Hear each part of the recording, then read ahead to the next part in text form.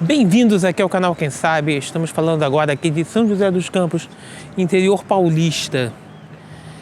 Eu vou contar um pouquinho mais sobre o CIV. Eu tenho visto muitas pessoas vendo meus vídeos sobre o CIV, explicando o que é o CIV, como é que aconteceu, como é que funciona. Como é que funciona? Não, né? Fica esquisito falar isso, né? Como isso acontece com as pessoas, né? E eu vou falar um pouco mais sobre isso, vou falar um pouco da minha experiência de vida, que eu acho que é bastante importante. Meu nome é Marcos Mendonça, eu tenho 56 anos, nasci em 1965, aqui é o canal Quem Sabe, e vamos conversar um pouco mais sobre CIV. CIV, comunicação interventricular, é uma doença cardíaca, é um sopro no coração, que, em verdade, todo mundo nasce com isso. Minto. Né? Na realidade, todo mundo se cura ao nascer. Né? A maioria das pessoas se cura ao nascer. Um pequeno percentual, em verdade, desculpe pela moto aí passando, mas a gente está em um ambiente aberto. O pessoal, em verdade, se cura ao nascer, como eu falei, e o que acontece?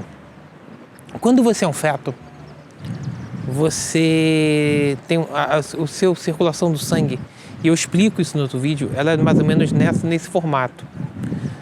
Ao momento que você nasce, há uma inversão da sua corrente sanguínea, e nessa inversão, o buraco entre os ventrículos, que é o CIV, a comunicação interventricular em verdade, ele se fecha por conta da pressão que acontece nessa inversão no seu nascimento. Em algumas pessoas, um percentual pequeno, né, esse buraco não se fecha. Ele pode ficar completamente aberto, ele pode se fechar um pouco, bastante, mas não completamente, e mesmo assim permanecer aberto, ou seja, misturando o sangue venoso com o arterial. E depois de um certo tempo, dependendo do tamanho dessa abertura, você pode ter complicações sérias mais tarde. Né? Isso aí você escuta pelo tamanho do sopro. Né? Uma batida meio ronca, e da qual eu convivi até meus 8 anos de idade. E a qual meu filho, que eu também explico no outro vídeo anterior, convive até hoje, ele está com 14 anos de idade. Só que o dele é 0,000 milímetros, e o meu é 0,000 o tamanho do buraco negro. Então, o que acontece? Quando eu nasci em 1965, eu nasci muito pequeno, muito fraco. Meu filho também nasceu pequeno, pra você ter uma ideia, meu filho nasceu com 2,1 kg, assim como minha filha também nasceu com 2 kg e pouquinho. Mas minha filha é completamente saudável. Hoje ela tem 22 anos, completamente saudável. Eu nasci, eu acho que em torno de 1900 alguma coisa, não sei precisar muito agora. Minha mãe fez todo um recorte diário de toda a minha vida, então é fácil eu descobrir às vezes muito disso. Mas quando eu nasci, o médico, as enfermeiras falaram assim, e eu falo também no outro vídeo, esse garoto não se cria, esse garoto não vai vingar, ele não vive, porque ele não tem condições de estar vivo com essa deformidade cardíaca. Estou aqui. Eu estou aqui, finalmente eu vivi. Eu estou com 56 anos e estou muito bem vivo, né? Em despeito dessa enfermeira ter falado isso. Como foi minha infância? Minha infância, naquela época, com essa deformidade, e hoje em dia você opera com meses de idade. Antigamente você operava com 8 anos, esperava a criança crescer para ter condições de sobreviver à cirurgia. Tá? Isso, condições, porque era uma cirurgia considerada na época de altíssimo risco. Hoje é um pouco mais simples, bem mais simples. Mas, e acho que até agora, acho que deve ter, se eu não me engano, acho que intrafetal para esse tipo de deformidade. Novamente peço desculpas pela parte, eita moto, o cara pensa que ele tá fazendo, tá sendo muito gostoso. Ele não tem ideia de quanto ele tá deixando, ele tá sendo chato com um barulho desses. Mas vamos lá. Durma com barulho desses, como dizia, né? Nossos pais. Mas o que acontece? Vamos pensar o seguinte, o Dr. Zerbini, nos anos 60, inventou o transplante, né? Ele fez o primeiro transplante cardíaco e começaram a entender um pouquinho melhor as cirurgias cardíacas. E nesse sentido, se você puder observar bastante, é que começou-se a fazer, desenvolver todo esse lado de operar isso. E antigamente era uma sentença de morte. Até os anos 60 era uma sentença de morte. E até se descobrir, realmente era mais complicado uma coisa dessas. Mas já naquela época já se tentava corrigir. Então eu, quando eu era pequeno, até meu primeiro ano de vida, eu não tinha forças para poder, por exemplo, minha mãe falava isso muito para mim, eu não tinha forças para ser amamentado de forma tradicional. Então minha amamentação foi por conta-gotas. E o que acarretou comigo com 8 meses de idade, uma desidratação em último grau, onde eu quase morri. E aonde eu conheci uma das pessoas mais maravilhosas, é que eu devo muito na minha vida. Se alguém da família dele estiver assistindo, eu sou uma das pessoas que agradecem ele estar vivo. Chama-se Dr. Elias Cohen Zaid, médico pediatra, que era lá em Ipanema. Eu sei que acho que o filho dele, também é Zaid, também estava em Copacabana, Ipanema também. Mas ele foi uma das pessoas que me pegou na época, me tratou essa coisa que aconteceu comigo, dessa desidratação em último grau. Você tem uma ideia, eu não tinha veia no corpo para poder fazer uma função. Eu tive que abrir a perna, tá? Teve que abrir uma coisa na minha perna aqui no canto para poder, inclusive essa cicatriz eu tenho até hoje, para poder tirar um pouquinho de veia, para poder inserir soro, essas coisas, para poder sobreviver. Passei meu primeiro ano de vida. Depois do primeiro ano de vida, continuei muito bem. Continuei vivendo normalmente. Tive meus problemas, quebrei braço, quebrei cabeça. Nunca fui uma criança assim, vamos dizer...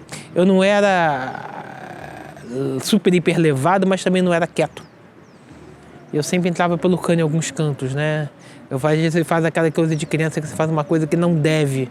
E eu sempre, como tinha uma condição meio frágil, acabava me levando mal. Então quebrei cabeça, quebrei braço, não quebrei perna. Não tive esse prazer, espero nunca ter esse prazer na minha vida. Mas... E fui levando assim.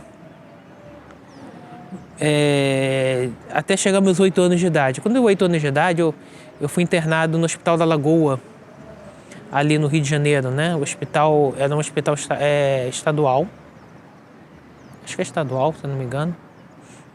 Se não for, eu vou colocar aqui embaixo no vídeo o que é exatamente. Corrigindo, caso seja necessário. E foi uma internação de 6 meses e 12 horas de cirurgia cardíaca. Como era a cirurgia naquela época. Hoje em dia você passa um fio por dentro e fecha com um tampão. Na minha época, tirava o coração para fora. Pegava o coração, colocava em gelo, fazia toda a cirurgia, você ficava em um coração artificial durante várias horas. Depois você pegava esse coração e recolocava na sua caixa torácica. Sua caixa torácica era literalmente cerrada para que seu coração pudesse sair. Algumas costelas suas eram literalmente quebradas ou até mesmo arrancadas fora, para que você pudesse ter a possibilidade de poder ter essa cirurgia. Fui operado pelo Dr. Paulo Rodrigues, no Hospital da Lagoa. Não, com certeza não está vivo, mas se também alguém da família dele estiver vivo, agradeço imensamente também a minha condição de estar vivo hoje. Depois dessas 12 horas, eu fui para uma UTI. Nessa UTI, eu esperei mais alguns meses, fiquei de cadeira de rodas. Por isso eu sei como quem entende as pessoas que sofrem de problemas de paralisia, porque apesar de eu ter ficado pouco tempo em cadeira de rodas, de 2 a 3 meses, eu fiquei, e eu sei a alegria que é voltar a andar.